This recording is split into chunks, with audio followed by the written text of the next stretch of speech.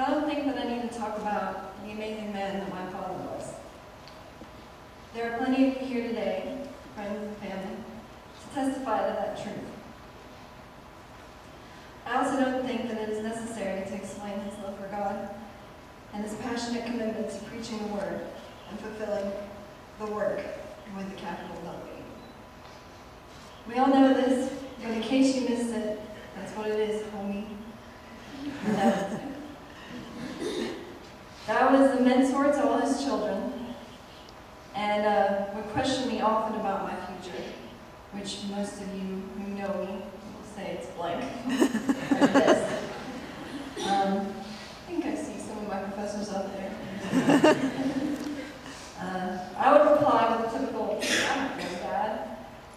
And so he'd get concerned about me and my future and say, well, 70, what jazzes you? What lights a fire under your butt? And what's something that you're passionate about? It's like, well, easy enough for the great pontificator to say. He was a dynamic speaker with a bag of jokes always in his back pocket, and relational to boot. He had the knack of finding people where they were at and preaching the good news to them, wherever they were.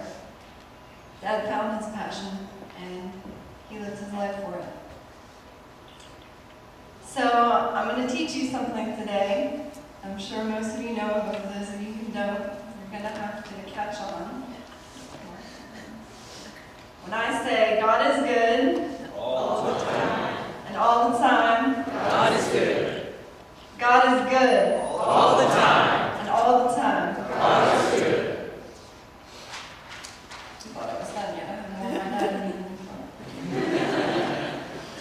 Despite the well-known Bobism, nobody except Mark, Tessa, and I know for a fact that he was the best father in the world.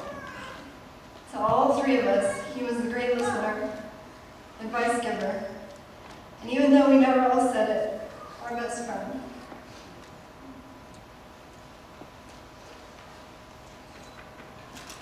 Who else can tell their dad their deepest fears, joys, and their most ardent mess-ups, and walk away knowing that it's all good?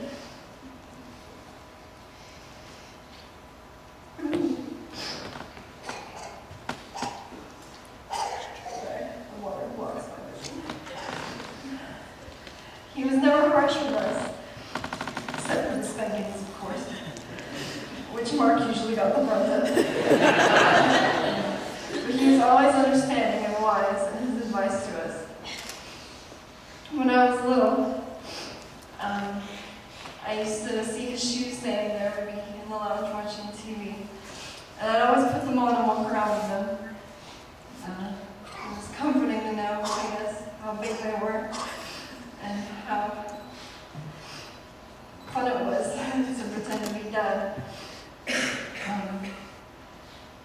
So I don't think anybody's ever going to fill those shoes. Bob Pemberton loved his wife and his kids to distraction. He really was the imitation of God as a father, and he made it easier for me to understand what kind of love that is. It is a love that is deep, uncontrollably passionate, understanding, full of joy and pride for his kids, and an unbelievably patient spirit. He loved his wife immeasurably, giving her his constant attention and devotion. Sorry, I lost my place. Dad's love for his family is a love that he would have wanted you to experience as well. If you were still here right now, he had a say in his service, he would say that yeah, it's time for us to mourn, but he's going to ask a favor of us, and that is to remember that God is good all the time, and all the time that God is good.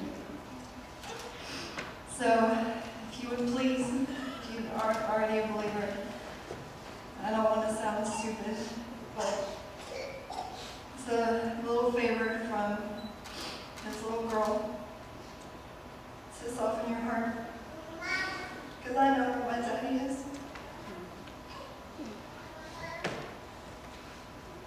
And you want